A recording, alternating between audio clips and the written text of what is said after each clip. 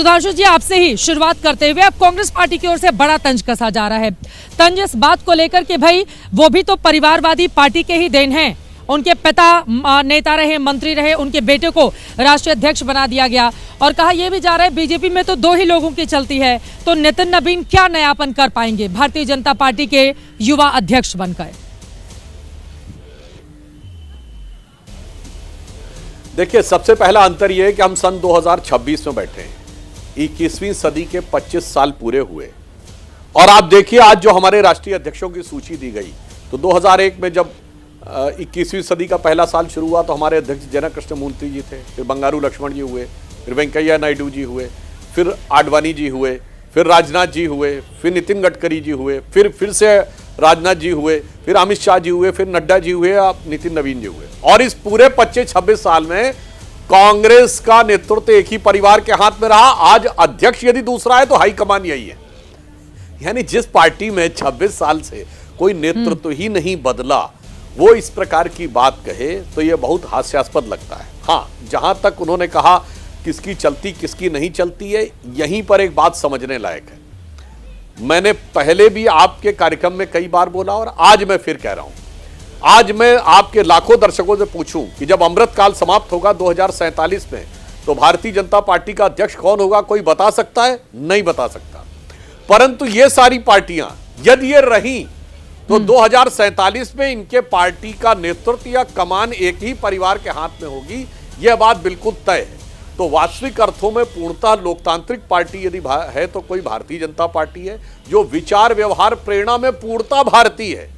बाकी कोई सोशलिस्ट विचार लिए है तो वो विदेश से लिए हुए हैं, कोई कम्युनिस्ट विचार लिए है तो विदेश से लिए है, तो कोई कांग्रेस पार्टी तो खैर वो स्थापित ही विदेशियों के द्वारा की गई थी। तो एक मूलभूत फंडामेंटल डिफरेंस है। और यहां पर एक और बात समझने लायक है कि पहली बार ऐसा हुआ है कि 1980 में हमारी स्थापना के बाद पार्टी की लगभग जितनी आयु है उतनी ही आयु के हमारे राष्ट्रीय अध्यक्ष बने। यह भी दर्शाता है कि एक पीढ़ीगत परिवर्तन, और यह भाजपा में कोई पहली बार नहीं हो रहा। 1990 के दशक में भी प्रमोद महाजन जी, नरेंद्र मोदी जी, सुषमा स्वराज जी, 90 के दशक में अरुण जेटली जी, ये सब 40-45 के ही आसपास के थे। तो व्यवस्थित रूप से पार्टी सबके कार्यों को ध्यान में रख के उचित मौके पर उचित प्रतिनिधि देती। जहां तक आपने कहा इसकी बात, उनके पिताजी का स्वर्गवास हुए आज 20 साल से ऊपर कोई बना नहीं। सुधांशु जी, मेरा अगला सवाल है, उसके बाद मैं बाकी लोगों के पास जाऊंगी। मेरा सवाल है सुधांशु जी, आप खुद तजुर्बे में, अनुभव में, आप भी खुद युवा चेहरा हैं लेकिन उनसे कहीं वरिष्ठ हैं, और भारतीय जनता पार्टी में जो लोग अध्यक्ष पद के लिए धर्मेंद्र प्रधान हो, भूपेंद्र यादव हैं, ऐसे कई नेता हैं जो आगे चल रहे थे, शिवराज सिंह चौहान हो, उनके बीच में समन्वय कैसे बनाएंगे नितिन नवीन? क्योंकि यहां पर उनसे बहुत बड़े बड़े कद के नेता राष्ट्रीय राजनीति में भी जिनका बहुत बड़ा पद और कद रहा है, उनके साथ समन्वय बनाने की चुनौती होगी। देखिए, भारतीय जनता पार्टी की संरचना और अन्य पार्टियों और कांग्रेस की संरचना में मूलभूत अंतर है। हम मूलतः एक विचारधारा प्रेरित और कैडर आधारित पार्टी। कांग्रेस और अन्यथा अधिकांश दल जो हैं वो सत्ता प्रेरित परिवार आधारित पार्टी है। तो हमारे यहां चूंकि विचारधारा प्रेरित है और कैडर है, इसलिए आप याद करिए जब अमित शाह जी बने थे वर्तमान गृह मंत्री, ही वॉज 49 और उस समय का जितना नेतृत्व था सब आयु में उनसे बड़े थे। उस समय तक प्रधानमंत्री जी और राजनाथ सिंह जी तो थे ही, अरुण जेटली जी भी थे, सुषमा स्वराज जी थी, मनोहर पर्रिकर जी थे, ये सब लोग उनसे बड़े थे उम्र में। आप चलिए, जिस समय हम विपक्ष में थे, नितिन गडकरी जी अध्यक्ष बने थे, ही वॉज जस्ट 52, वो 52 साल के थे, और उस समय भी राजनाथ सिंह जी तो थे ही थे, लाल कृष्ण आडवाणी जी थे, डॉक्टर मुरली मनोहर जोशी जी थे, दोनों सदनों के नेता प्रतिपक्ष सुषमा स्वराज, अरुण जेटली जी थे। परंतु इसके बावजूद हमारे यहां व्यवस्था और विचारधारा से प्रेरित होकर कार्य चलता है, इसलिए व्यवस्था की दृष्टि से देखा जाता है, अवस्था की दृष्टि से नहीं देखा जाता। ठीक है, अब व्यवस्था अवस्था में कितना परिवर्तन आएगा ये देखना बेहद दिलचस्प रहेगा, लेकिन आपने बिल्कुल शब्दों का सही सही चयन करके तारीफों के पुल बांध दिए हैं कि कैसे नवीन युग का सूत्रपात होने जा रहा है भारतीय जनता पार्टी में। लेकिन ये बात भी सच है, अमित शाह ने जब कमान संभाली बीजेपी की, उत्तर प्रदेश में उन्हीं के बलबूते 73 सीटें बीजेपी एनडीए गठबंधन ने हासिल की थी। तो वो दौर और नितिन नवीन का, लेकिन युवा चेहरा है, जोश बीजेपी का हाई है, और इस बढ़े हुए जोश में अब तमिलनाडु, पश्चिम बंगाल, केरला में क्या कमाल होता है देखना दिलचस्प रहेगा। अब जूही सिंह जी, मैं सीधे आपके पास आते हुए, देखिए आपके खुद के अध्यक्ष युवा हैं, यहाँ पर भारतीय जनता पार्टी जो दुनिया की सबसे बड़ी पार्टी होने का दावा करती है, जूही सिंह जी तक हमारी आवाज नहीं पहुंच पा रही है, उनके पास मैं जाऊंगी। सोमनाथ भारती जी का उसके पहले रुक कर लेती हूं। सोमनाथ भारती जी, देखिए युवा नेतृत्व के हाथों कमान सौंपकर भारतीय जनता पार्टी अपनी लकीर बड़ी कर रही है, आगे की चुनावी की तैयारियों में जोर शोर से वो जुट गई है। ये जो नवीन सूत्रपात हो रहा है, नवीन युग का अभ्युदय, इसको कैसे देख रहे हैं सोमनाथ जी आप? देखिए, सबसे पहले तो मैं, चूंकि नवीन जी को कमान मिल रही है भाजपा की, तो उनको बधाई दे दूं, लेकिन साथ में ये कहना चाहता हूं कि एक वक्त था तो भारतीय जनता पार्टी के अंदर वाजपेयी जी कहा करते थे कि भाई ऐसी सत्ता अगर मुझे मिले तो मैं चिमटे से नहीं छूना चाहूंगा। आज वो बीजेपी नहीं है। आडवाणी जी की बीजेपी, जोशी जी की बीजेपी एक अलग बीजेपी थी। आज मैं देख पा रहा हूं कि जब तक भाजपा जीत रही थी तब तक नड्डा साहब बैठे थे। आज भाजपा घिर गई है। आज इस प्रकार से मणिकर्णिका वाला घटना हो, या संतों को मारने पीटने वाली घटना हो, या मंदिरों को तोड़ने वाली घटना हो, या अब बंगाल में जिस प्रकार से हारने की संभावना है भाजपा की वो वाली हो, तो नितिन नवीन जी को दे दिया है। पता नहीं बेचारे कितना कर पाएंगे, नहीं कर पाएंगे। तीसरी बात, आप देखें, ये कार्यकर्ताओं, भाजपा के कार्यकर्ताओं की ये पहचान है या उनका इलेक्शन उन्होंने सेलेक्ट किया है या दिल्ली तलवार से आया है, तो ये ऊपर से थोपा गया है। इस प्रकार से भाजपा के सारे मुख्यमंत्री देख लें, चाहे वो नायब सिंह सैनी साहब हो, मोहन यादव साहब हो, फडणवीस जी हो, या हमारे दिल्ली की रेखा गुप्ता जी हो, ये सब ऊपर से थोपे गए हैं। नीचे से कोई सिलेक्शन नहीं हुआ है। एक बड़े पावर कॉरिडोर में दिल्ली चलता है, ये पर्ची मुख्यमंत्री हैं, तो पर्ची अध्यक्ष भी हो गए इनको। तो पर्ची मुख्यमंत्री, पर्ची अध्यक्ष का मतलब क्या है कि पावर सेंटर दो ही पे रहेगा, जो फैसला वो करेंगे वो मान्य होगा। तो ऐसे व्यक्तियों की तलाश में लगी रहती है आजकल भाजपा, कि जो ऊपर से कहा जाए उसमें ना नुकर ना करे। जैसे हाँ कहा था ना रेखा जी ने दिल्ली में, भाई हमारा क्या है, जहां कहते हैं अंगूठा लगा देती हूँ।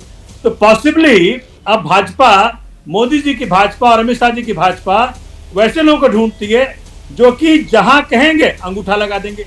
मुझे नहीं लगता कि जैसे हमारे सुधांशु जी हैं, बड़े इंटेलिजेंट है, इनको नहीं बना सकती क्योंकि ये सवाल पूछ लेंगे। इसलिए आजकल उन लोगों को ढूंढ रही भाजपा जो कि जहां कहें वहीं खड़ा रहो, जो लिखें वहां साइन कर दो। तो ये मुसीबत है आज के भाजपा में और आज वाजपेयी जी के भाजपा में। ठीक है सुधांशु जी, पहले आप जवाब दे दीजिए, फिर मैं मलूक नागर साहब के पास जाऊंगी।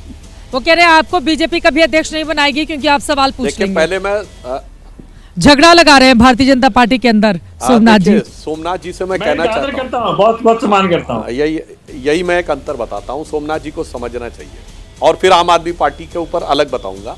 देखिए सोमनाथ जी, आपने कहा ना जहां कहें वहां साइन कर दें। भारतीय जनता पार्टी में कहां साइन करना है, क्या बोलना है, यह जनसंघ के जमाने से स्पष्ट है। भाजपा ने आज तक अपने किसी सैद्धांतिक मुद्दे से कोई परिवर्तन नहीं किया है। धारा 370, कॉमन सिविल कोड, राम मंदिर जनसंघ के जमाने से है। याद करिए, जहां हुए बलिदान मुखर्जी, वो कश्मीर हमारा था और मोदी जी ने आकर उसको 2019 में समाप्त किया, वहीं साइन करना था। कोई भी पार्टी का नेतृत्व रहता। राम मंदिर बनाने का संकल्प 1989 में हमने समर्थन की घोषणा आडवाणी जी के समय की थी, मोदी जी ने पूरा किया। 1966 में हमने कहा था परमाणु विस्फोट करेंगे यदि हमें कभी सत्ता मिली। अटल जी ने आके 32 साल के बाद 32 दिन नहीं लगाए किया। हमारा फिक्स है, दूसरी पार्टियों की तरह नहीं है कि नेहरू कहते थे जातिगत गणना नहीं होनी चाहिए तो आके ये कहेंगे भैया जाति जाति पूछी जानी चाहिए। नेहरू कहेंगे कि साहब वो लिंग्विस्टिक लड़ाई के ऊपर उत्तर दक्षिण में भेद नहीं होना चाहिए तो आज यहां सब तरफ लड़ाई होनी चाहिए। तो गांधी कहते थे राम राज्य होना चाहिए तो 2007 में कहेंगे राम काल्पनिक। वहां पे क्या लिखना है, क्या बोलना है, बदलता है। हमारा कांस्टेंट है। और विनम्रता से आपकी पार्टी के लिए तो क्या कहूं साहब, आप तो वो पार्टी जब स्थापित हुई थी ये थोपे गए थे या नीचे से निकल के पकड़ लिए थे। आपके संस्थापक सदस्यों में साहब प्रशांत भूषण कहां गए, शांति भूषण कहां गए, आपके कुमार विश्वास कहां गए, किरण बेदी कहां गई, शाजिया इल्मी कहां गई। अरे और तो और छोड़िए, आपके एक लोकपाल थे, मुझे चाहिए जन लोकपाल वाली टोपी पहनाने वाले एडमिरल रामदास, वो कहां गए। गुरु अन्ना हजारे ने अपने लिए लिख दिया आपकी पार्टी के लिए क्या था। तो आपकी तो स्थिति वो रही कि जिसे कहते ना देखी जमाने की यारी, बिछड़े सभी बारी बारी। तो तो वो एक अलग विषय था। आपने बिल्कुल सही कहा, हमारी पार्टी में बिल्कुल तय है कि किसी भी मुद्दे के ऊपर पार्टी का स्टैंड क्या होगा, कोई भी अध्यक्ष आएगा और कोई भी नेतृत्व आएगा उसी दिशा में कार्य करता हुआ आपके हिसाब से डॉटेड लाइन पे साइन करता हुआ आगे बढ़ेगा। देखिए मैं 10 सेकंड दे दीजिए। मलूक नागर साहब, मैं फौरन आपके पास आऊंगी, सोमनाथ जी से 2 लाइन में जवाब ले लेती हूँ। सोमनाथ जी बोलिए। सुधांशु जी, आपने बड़ा अच्छा कहा। देखिए, हमारे जो लोग, ये तो लोग आते हैं जाते हैं, ये तो परंपरा रही है, लेकिन हम कभी ये नहीं करते कि भाई पार्टी में रख करके उनको जलील करें। जैसे आडवाणी जो जलील किया जा रहा है, हमारे माने जो मुरली मनोहर जोशी जी, उनको जलील किया जा रहा है, हम कभी नहीं करते वो। नंबर 2, अब कारण क्या है ना कि जो आपने बातें कही, मुश्किल ये हो रहा है कि आपने ये तो नहीं कहा था कि भाई जो हमारी रेखा गुप्ता जी यहाँ मुख्यमंत्री हैं कि भाई AQI कहना कि AIQ कहना कि IQ कहना। अरे भाई कुछ तो देख लिया करो कि आप किसको अपॉइंट कर रहे हो, कौन मुख्यमंत्री है कौन नहीं है। जिस प्रकार से अभी अच्छा एक बार और बता दूं सुधांशु जी, एक बार और बता दूं आपको, अब ये मामला बीजेपी वर्सेस कांग्रेस नहीं रहेगा। गुजरात में नंबर 2 पे आया है आम आदमी पार्टी, जो लेटेस्ट सर्वे आया है। आप कांग्रेस को दबा सकते हो, आम आदमी पार्टी को नहीं दबा सकते। हमारे नेता जेल जाएं, आप कब तक उनको जेल जाना मंजूर है, बैठे रहेंगे, मार खाना मंजूर है, और कभी आप कांग्रेस को आंखें दिखाते हैं, कभी बाह बट फैलाकर संतों स्वागत कर को- लेते हैं। संतों को- ये तो बड़ा संतों को दिलचस्प मारोगे, है देखना कि कई संतों बार के बाल अभी खींच के कांग्रेस की मारोगे, बुराई कर रहे हैं, तो कल को हम कांग्रेस नहीं से बैठेंगे। लगेंगे झप्पियां FIR पाने। करते रहिए।